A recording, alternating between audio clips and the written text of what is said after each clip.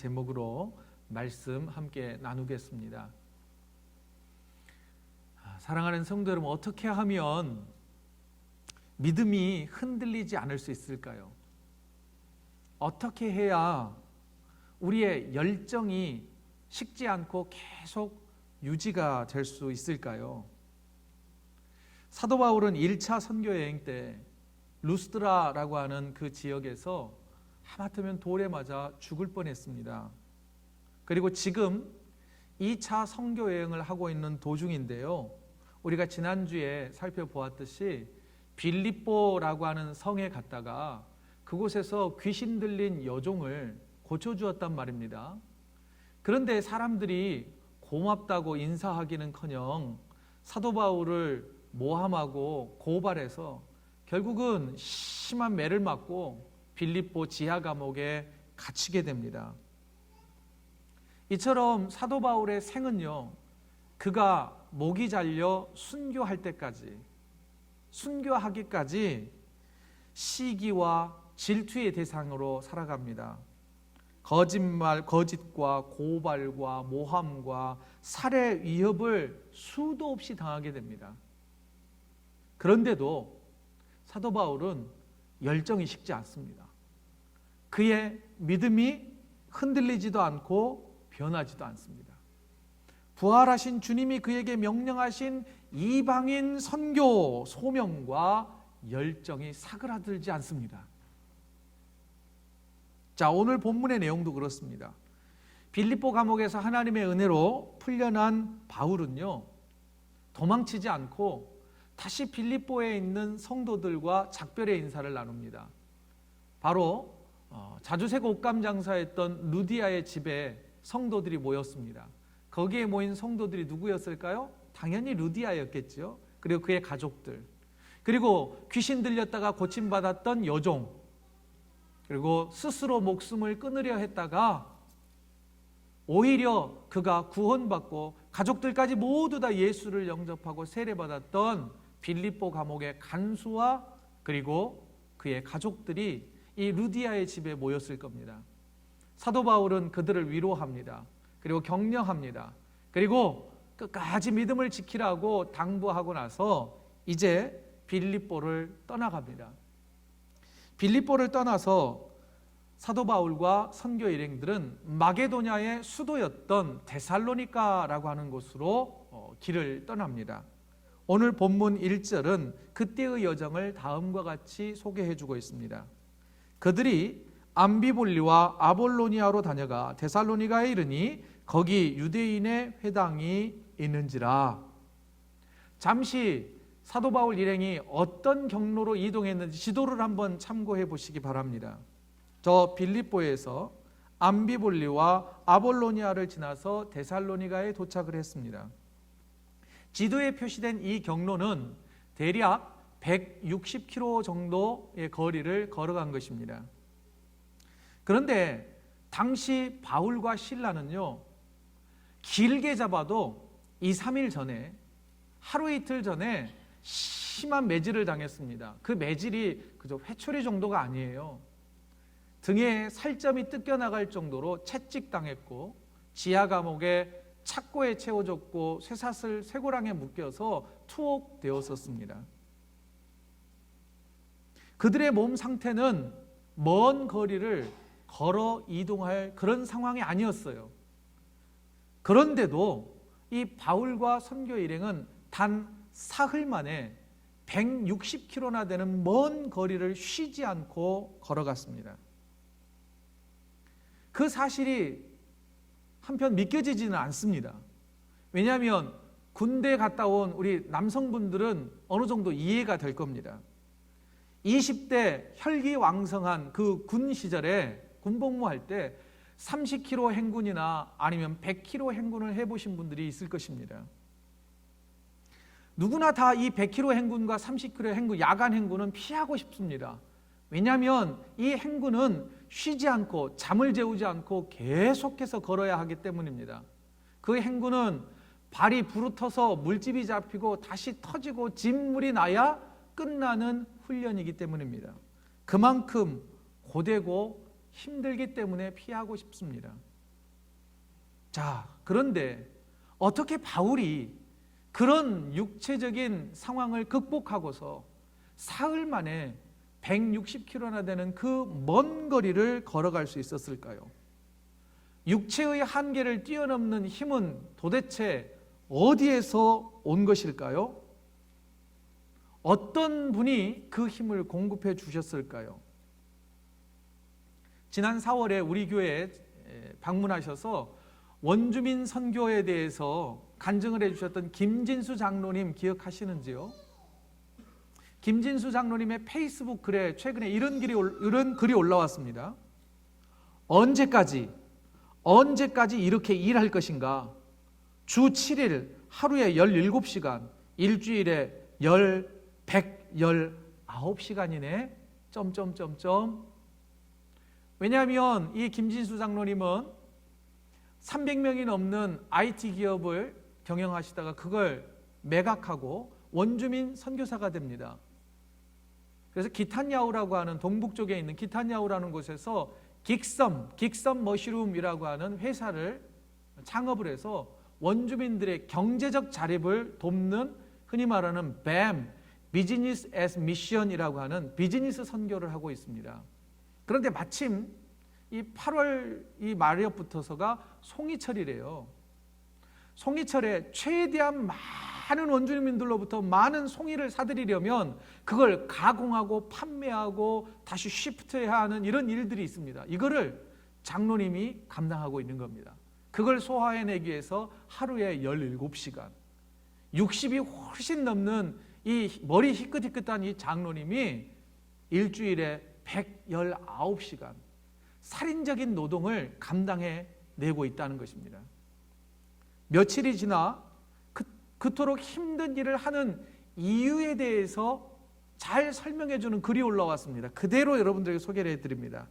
나와 같이 생활해 본 사람은 나에게 그 힘이 어디에서 오는지 질문한다. 나에게서 나오는 힘은 나의 존재 목적에서 나온다. 내가 왜 창조되었는지, 나의 삶의 목적을 진정으로 인식하는 순간 그 힘을 하나님께서 주신다는 것을 경험한다. 바울의 선교 열정과 한계를 뛰어넘는 힘의 근원은 말씀드리지 않아도 하나님이 공급해 주셨다라고 하는 것을 우리는 알 수가 있습니다. 복음성가 하나를 좀 소개해 드리려고 합니다. 제목, 알 수 없는 힘. 나에게 알 수 없는 힘 어디서 생겨나는지 지금도 알 수 없는, 아무도 모르는구나, 강하고 담대한 힘. 그러면서 언제 어디서든 쓰러진다 하여도 주님의 도움 때문에 일어설 수 있어요 라고 하는 찬양이 있습니다. 이 찬양이 오늘 아침에 일부 예배 드리러 우리 지은 자매 라이드 하면서도 입에서 계속 흥얼흥얼 나오는 거예요. 나에게 알 수 없는 힘 어디서 생겨나는지. 사실 저는 어제 1시 40분에 잠을 잤습니다. 그리고 아침 7시에 일어났어요. 저도 이런 힘이 어디서 나오는지는 사실 모르겠어요.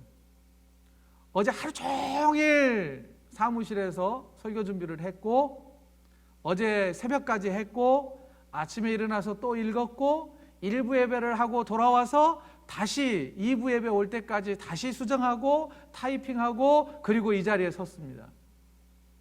아마 때때로 이런 생각을 해요. 언제까지 내가 이거 할 수 있을까? 그런데 하나님이 저에게 힘을 공급해 주신다고 하는 것을 확실히 믿습니다. 아마 다른 일 이렇게 하라고 그러면 못할 수 있어요. 여러분, 하나님께서 바울에게 힘과 열정을 공급해 주셨기 때문에 그 일들을 감당할 수 있었지 않을까요? 그래서 성치 않는 몸으로 빌립보에서 데살로니가까지 거의 160km나 되는 그 거리를 쉬지 않고 사흘 동안 걸어갈 수 있었던 것입니다. 여러분, 그럼 여러분들에게 한번 묻지요. 하나님이 공급해 주시는 식지 않는 열정이 여러분들에게는 있으십니까? 하나님께서 여러분들에게 주신 사명과 소명을 이루기 위하여 여전히 열정을 불태우고 계십니까? 여러분, 그 열정과 식지 않는 믿음이 항상 좋을 때만 발휘되는 건 아니에요. 더욱이 바울이 보인 열정은요, 고난 중에서도 식지 않는 열정이 있었단 말입니다. 주님이 주신 소명과 사명을 이루기 위해 마치 패션이라고 하는 영어 단어를 아시죠? 패션. 이거는 열정이라고 하는 의미와 고난이라고 하는 의미가 이중 의미로 다 포함된 단어가 패션입니다. 마치 이 단어처럼 고난 중에서도 그는 식지 않는 열정을 불태웠단 말입니다. 이런 바울의 태도를 우리도 좀 본받기를 원합니다. 혹시 삶이 무료하고 내가 왜 살아야 하는지 모르겠다면 주님께 우리도 기도하기를 원합니다. 하나님, 제가 살아가야 할 이유가 무엇입니까? 김진수 장로님도 그러잖아요. 하나님이 왜 나를 창조하셨는지, 내가 왜 살아가야 하는지 그 이유와 목적이 분명해지니 하루에 17시간씩 주일날도 일한다는 거예요. 여러분, 그러기 위해서 사도 바울의 고백과 같이 우리는 이런 고백이 필요합니다. 하나님, 내가 약해져야 하나님이 나에게 힘을 주시는군요. 내 힘이 강할 때는 내 힘과 의지대로 하지만 내가 약할 때 도움 주시는 하나님의 능력을 의지하게 해 주십시오. 약할 때 강함 대신에 라고 하는 이 찬양을 우리가 생활 속에서 좀 묵상할 수 있었으면 좋겠습니다. 사랑하는 성도 여러분, 사실 열정 없는 사람과 함께 무슨 일을 하기에는 매우 어렵습니다. 어떤 분은 이렇게 말하더라고요. 지식보다 우리에게 더 필요한 게 열정이다, 이렇게 말해요. 여러분, 열정이 식어졌다면 주님, 나에게 열정을 주시고 그 열정을 가지고 살아가야 할 이유가 무엇인지 분명히 깨닫게 해주십시오 라고 기도할 수 있는 저와 여러분 되시기를 바랍니다. 다시 한번 이제 지도를 보죠. 데살로니가에 도착한 바울은요, 언제나 그랬듯이 유대인들의 회당을 찾아갔습니다. 그래서 그곳에서 3주 동안 머무르면서 성경 말씀을 풀어서 해석하고 설교를 하면서 선교 활동을 했어요. 바울은 회당에 모인 사람들에게, 대부분 모인 사람은 유대인들이에요. 아니면 유대인으로 개종하려고 하는 사람들이 모였단 말입니다. 그들에게 구약 성경이 예언하고 있는 그 메시아가, 그리고 여러분들이 그 고대하고 기다리는 바로 그 메시아가 나사렛 예수이십니다 라고 증명해 주었습니다. 그리고 선포했습니다. 그리고 설교했습니다. 그러자 바울의 설교를 들은 많은 사람들 가운데 나사렛 예수가 메시아인 것을 믿고 예수를 영접했습니다. 하지만 복음이 선포될 때 항상 두 반응이 있어요. 믿든지 안 믿든지. 역시나 데살로니가에서도 믿지 않는 사람들이 바울을 해하려고 했습니다. 못마땅하게 생각했어요. 왜 그런 거 아니? 상당수 당시의 유대인들은 어떤 메시아관을 가지고 있었느냐면, 당시는 뭐예요? 로마의 식민지 지배 치하 아니었습니까?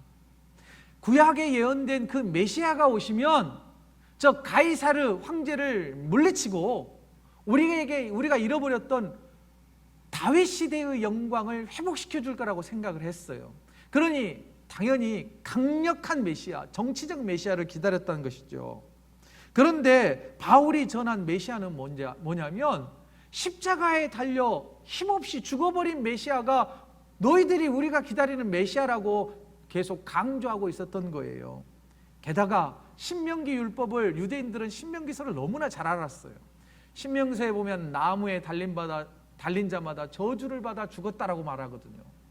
그런데 우리의 메시아 나사렛 예수가 나무 십자가에 달려 죽었단 말이에요. 하나님의 저주를 받고 죽어버린 그 메시아가 어떻게 우리를 통치하고 다스리고 우리를 지켜줄 수 있단 말이냐? 도저히 믿겨지지가 않았습니다. 터무니없는 소리였습니다. 그래서 이 얼토당토 않는 말을 하고 다니는 바울 일행을 가만둘 수가 없었습니다. 게다가 점점 더 많은 사람들이 자신들의 말을 믿는 것이 아니라 바울이 전한 복음을 듣고 바울 쪽에 기울은 거예요. 시기 질투가 난 거죠. 그래서 화가 난 유대인들은 장터에 불량배들을 고용을 했습니다. 그래서 당시 데살로니가에서는 이 야손이라고 하는 사람이 사도 바울 일행을 집으로 초청해서 그곳에서 숙식을 해결해 주었는데, 야손이라고 하는 집으로 이 불량배들을 동원해서 사도 바울과 일행을 붙잡기 위해서 쳐들어갔어요. 그런데 마침 그때 사도 바울과 실라와 디모데, 이 누가와 같은 이 일행들이 그곳에 머물지 않고 아마 전도하러 나갔던 것 같아요. 그래서 그 불량배들과 직접 만나지는 못했습니다. 그리고 이 유대인들이 불량배들을 동원해서 사도 바울을 죽이려고 한다라고 하는 소문을 듣고서 데살로니가 교인들의 도움을 받아 밤중에 데살로니가에서 저 75km 정도 떨어진 베레아라고 하는 곳으로 급히 피신해 갑니다.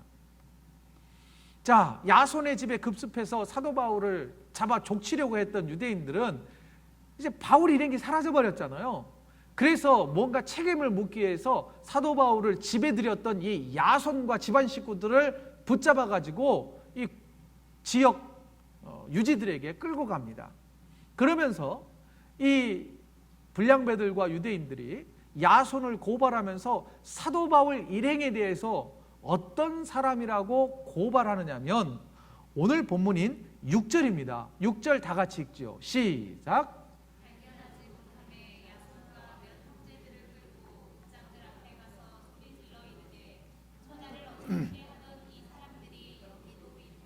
자, 이 고발자들은 바울 일행을 향하여서 천하를 어지럽게 하는 사람들이라고 표현하고 있습니다. 자, 유대인들의 고발은 1차적 의미로 볼 때는 맞아요. 왜냐하면 당시 사람들은 어떻게 생각했느냐면 로마 가이사 황제를 대항해서 새로운 나라를 나사렛 예수가, 그리고 나사렛 예수의 추종자들이 세울 것이니 정치적 반역을 일으키는 사람들이다라고 거짓 고발을 한 거예요. 그래서 정치적으로 그들을 제거하려고 했던 것입니다. 사실은 이게 터무니없는 억측이었습니다. 하지만 엄밀히 따지자면 이 말이 상당 부분 맞아 들어갑니다. 세상을 어지럽게 했단 말이에요. 이 말은 무슨 말이냐면 예수님께서는 단 한 번도 정치적인 언급을 많이 하지 않으셨어요. 정치적 메시아가 되려고 한 적도 없습니다. 오히려 따르는 자들이 왕 삼으려고 하자, 임금 삼으려고 하자 오히려 한적한 곳으로 피해 가셨던 분이 예수님이셨어요. 하지만 예수님이 전한 복음은 천하를 어지럽게 했습니다. 세상 사람들의, 보통 사람들의 세계관과 가치관을 흔들기 시작했고, 한 사람 바울을 변하게 했을 뿐만 아니라 수많은 사람들을 변화시켰단 말입니다. 그러니 사람이 변하니 그 사회가 변하고 그 나라가 변화하기 시작했단 말이에요. 그러니 예수의 복음은 당시 로마 정부의 입장으로 볼 때에는 체제를 흔드는, 세상을 뒤흔드는, 어둡게 하고 뭔가 혼란을 일으키는 사람들이라고 충분히 볼 수 있다는 말입니다. 그리고 더욱이 하나님 나라의 복음은 하나님의 통치가 이 세상을 다스린다고 하는 복음인 것이죠. 여러분, 이 세상의 논리가 세상을 다스리는 게 아니라, 돈과 권력이 다스리는 게 아니라 하나님이 세상을 통치한다라고 믿고 따르는 자들이 많아지면 세상은 변할까요? 안 변할까요? 변합니다. 변한단 말이에요. 그러니 이 엉뚱한 고발자들이 한 말들 가운데 세상을 어지럽게 한다라는 말이 엄밀히 따지면 맞는 말이란 말입니다. 한번 들어보십시오. 예수님께서 마태복음 5장에 산에 올라가셔서 제자들을 가르치셨다 그래서 산상수훈이 시작됩니다. 산상수훈은 팔복으로 시작돼요. 첫 번째 복이 뭐냐면요, 이렇게 시작됩니다. 심령이 가난한 자는 복이 있나니 천국이 그들의 것이며. 여러분, 가난한 사람이 복이 있다 말이 맞는 말일까요? 여러분, 가난한 게 복이에요? 그럼 저는 진짜 복 많이 받았네요. 어렸을 때부터 복을 엄청 받았어요. 그런데 힘들었단 말입니다. 세상의 가치와 논리로 가난은 힘든 거예요. 불편한 거예요. 때로는 괴롭기까지 합니다. 그런데 주님의 말씀은 가난한 자들이 하나님 나라의 주인공이래요. 두 번째, 팔복에서 두 번째는 뭐라고 말씀하셨느냐면 애통하는 자는 복이 있나니 그들이 위로를 받을 것이며, 애통해요. 여러분, 슬픈 자가 복이 있대요. 여기서 애통은 예수 그리스도의 복음 때문에, 믿음 때문에 고통받고 핍박받고 죽어가는 사람들이 위로를 받는단 말이에요. 어떻게 그럴 수 있어요? 예수 믿고 웃어야지, 잘 돼야지, 복 받아야지, 그게 좋은 일 아니냐 말이에요. 이게 세상의 논리 아닙니까?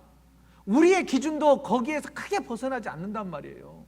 그런데 주님은 주님을 위하여 고통받고 애통당하는 사람을 하나님께서 복 주시고, 그런 사람이 하나님 나라의 주인공이라고 말하고 있단 말이에요.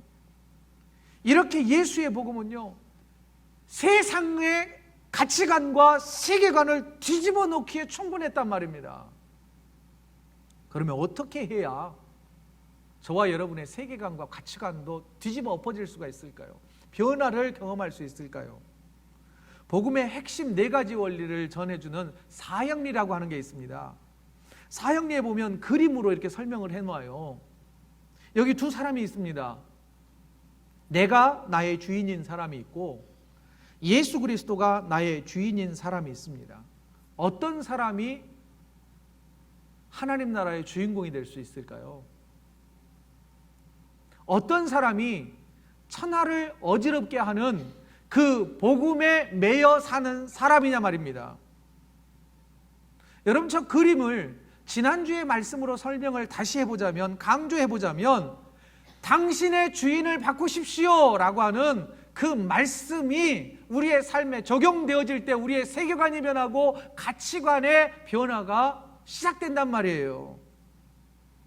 그러니 사랑하는 성도 여러분, 세상의 논리와 가치관에 휩쓸리지 말고 새로운 세계관과 가치관으로 세상을 뒤흔들 수 있는 크리스천이 저와 여러분이기를 소망합니다. 그러기 위해서는 먼저 예수 그리스도를 나의 주인으로 섬겨야 합니다. 다른 것으로 주인 삼으려 하지 마시고, 그리고 또한 그럴 때에 하나님께서는 알 수 없는 힘과 능력, 그리고 식지 않는 믿음과 뜨거운 열정을 항상 충만하게 부어 주실 것입니다. 자, 밤중에 데살로니가에서 피신해 간 바울 일행은 75km를 밤중에 걸어갑니다. 그래서 베레아라고 하는 시골 마을에 도착합니다. 지도를 보시죠. 바울은 그곳에서도 회당을 찾아갑니다. 그래서 유대인들에게 똑같아요. 데살로니가에서 했던 것과 똑같이 구약에서 예언된 그 메시아가 예수 그리스도라고 하는 복음을 증거합니다. 그런데 베레아 사람들은 데살로니가 사람들과 상당히 다른 반응을 보여요. 본문 11절입니다. 우리 다 같이 한번 읽어보지요. 시작. 베레아에 있는 사람들은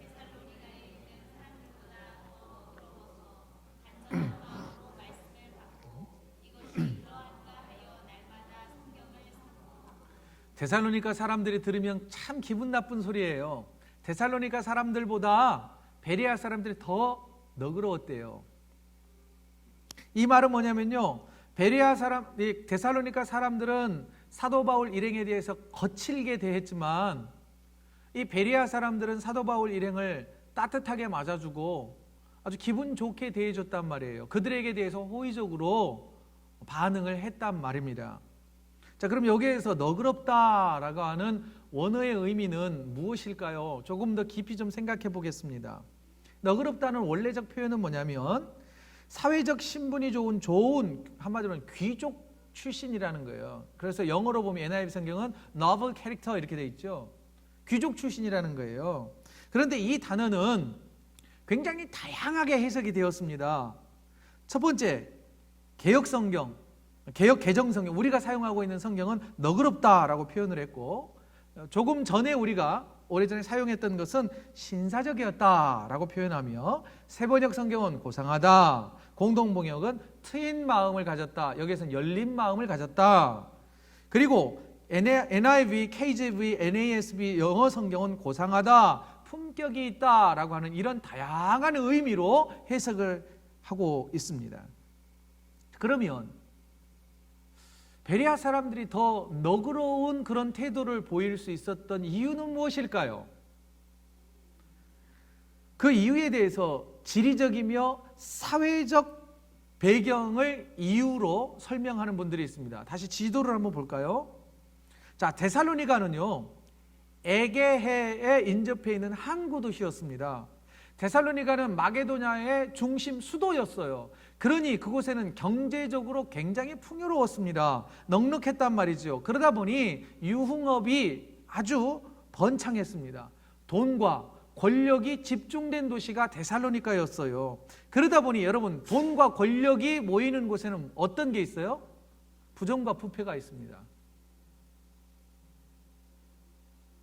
그렇다 보니 사람들이 기질적으로 볼 때 그 사회 자체가 굉장히 경쟁적이지 않습니까? 그러다 보니 조금 거칠고 과격했던 것으로 충분히 우리가 짐작해 볼 수 있습니다.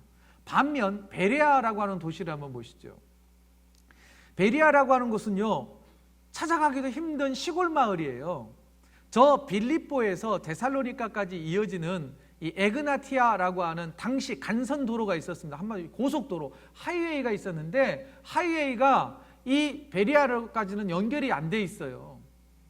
쉽게 생각하자면 베레아를 가려면 비포장도로를 한참을 달려야만 갈 수 있는 시골 마을이었습니다. 아마 그 시골 마을의 주 생업은 올리브 농사를 지었을 거고, 기름 짜서 팔거나 아니면 밭농사, 밀농사를 지었을 겁니다. 또는 더러는 양치는 목동들이 주로 있었겠지요. 모두 다 그런 것은 아닙니다. 모두 다 시골 사람들이 다 순박하고 온화하고 신사적인 건 아니지만 데살로니가에 비해 보았을 때에 이런 사회적 배경으로 볼 때에 훨씬 더 너그러운, 훨씬 더 온화한 태도를 보여주었던 것으로 보여집니다. 그러나 이런 설명만으로는 좀 부족하지요. 다시 본문 11절을 봅니다.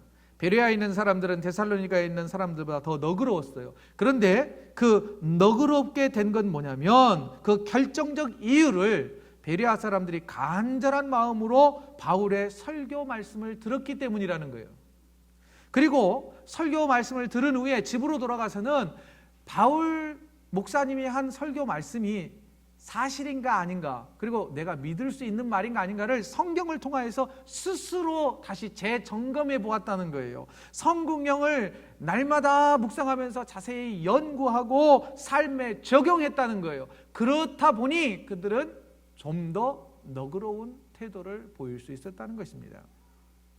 자, 마치 우리가 이 베레아 성도들처럼만 삶의 이 패턴을 가진다면 어디를 가든 누구에게나 참 신실한 그리스도인이라고 칭찬받을 수 있을 것 같습니다. 자, 그러면 베레아 지역 사람들의 특징을 좀 더 자세히 좀 생각을 해보죠. 첫째는 뭐냐면 먼저 복음을 기쁜 마음으로 받아들였습니다. 자, 저를 따라서 해보세요. 복음을 기쁜 마음으로 받아들였습니다.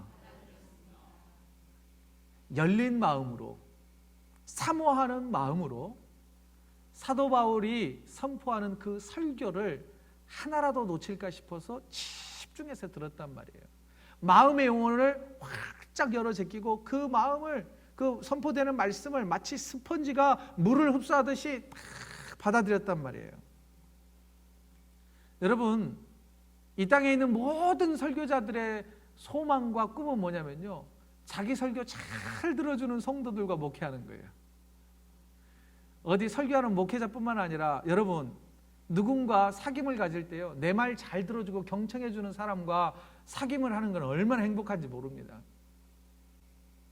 마치 예수님이 씨 뿌리는 자의 비유에서 말씀하셨듯이 선포되어지는 그 말씀을 듣기 위하여 우리의 마음밭이 옥토밭과 같이 잘 부드러운 그런 마음밭이 되어야 한다는 것입니다. 사랑하는 성도 여러분, 제가 강단 위에서 설교하는 이 설교는 저의 말이기도 하지만 한편으로는 하나님의 말씀을 대언하는 것으로 들으시기 바랍니다. 때때로는 제가 하는 말이 마음을 상하게 할 수도 있고요, 위로가 될 수도 있고요, 격려가 될 수도 있습니다. 그러나 저 또한 마음을 활짝 열어서 제가 하고 싶은 말을 하는 게 아니라 하나님께서 나에게 먼저 들려주신 말씀, 내가 먼저 하나님께 들은 말씀을 여러분들에게 전달하는 스피커가 될 수 있도록 여러분 저를 위해서 기도해 주셔야 하는 것입니다. 두 번째는 뭐냐면요, 베레아 교인들이 보여준 또 다른 태도는 잘 듣는 것뿐만 아니라 삶 속에서 그 받은 말씀을 마치 이 소가 되새김질하듯이 야금야금 그것을 자기 것으로 소화시켜내는 작업을 했단 말이에요. 집으로 돌아가서 그 받은 말씀을 읽고 또 읽으면서 내가 볼 때는 이 말씀이 목사님하고 좀 틀린 것 같은데 내가 좀 물어봐야지. 그리고 이 말씀은 이렇게 적용하면 더 좋겠다라고 하면서 삶으로 적용시키는 일들을 베레아 교회 성도들은 했단 말입니다. 그러니 그 성도들이 훌륭한 성도가 아니겠냔 말이죠. 하지만 데살로니가에서 바울 일행을 놓친 유대인들이 베레아까지 원정 박해를 왔습니다. 별수 없이 베레아 지역을 사도 바울은 떠나야 했습니다. 그런데 이 베레아 성도들은 이 사도 바울을 저 바닷가까지 데리고 갑니다. 항구에서 이제 작별의 인사를 하고 사도 바울은 배를 타고 320km가 떨어진 아덴, 여러분들이 조금 더 익숙한 아테네라고 하는 곳으로 몸을 피신시킵니다. 자, 바울은 베레아 지역을 떠났어요. 그렇지만 베레아 지역의 성도들은 여전히 말씀을 잘 들었을 거고요. 여전히 그들은 가정으로 돌아가 삶 속에서 말씀을 잘 되새김질하며 삶에 적용시키려고 부단히 애쓰는 성도가 되었을 것입니다. 여러분, 날마다 성경을 읽고 묵상했던 베레아 성도들과 같이 그런 삶을 살아보지 않으시렵니까? 더불어 우리 모두 말씀을 받을 때뿐 아니라 삶 속에서도 좀 너그러운 성도가 되었으면 좋겠습니다. 어찌 그리 사람들이 강한지요. 마치 피라냐의 이빨처럼 모든 것을 무너뜨리려고 하는 사람들이 그렇게 많은지요. 사랑하는 성도 여러분, 교회와 직장과 가정에서 더 너그러운 성도, 신사적이며 고상하고 상대방을 향하여서 열린 마음을 가진 그런 그리스도인, 저는 이런 그리스도인들을 이렇게 표현하고 싶습니다. 품격 있는 그리스도인으로 살아가지 않으시렵니까? 기도하겠습니다. 사랑과 은혜가 풍성하신 하나님을 더욱 사랑하고 주신 사명과 소명을 끝까지 이루어가는 열정을 우리에게 부어주시옵소서. 그러나 우리의 힘과 능력으로는 온전히 감당하기 어려우니 주님께서 우리에게 힘을 주시옵소서. 주님, 우리가 새로운 가치관을 가져 세상을 흔드는 그리스도인이 되게 하여 주시옵소서. 선포되는 말씀을 마음으로 받게 하시며 성경 말씀을 가까이에 두고 읽어 연구하여 삶에서 실천하게 하여 주시옵소서. 믿는 자로서 교회와 직장과 가정에서 더 너그럽고 신사적이며 고상할 뿐 아니라 열린 마음을 가진 품격 있는 그리스도인으로 살아가게 하여 주시옵소서. 나의 참 주인 되시는 예수님의 이름으로 기도드리옵나이다. 아멘.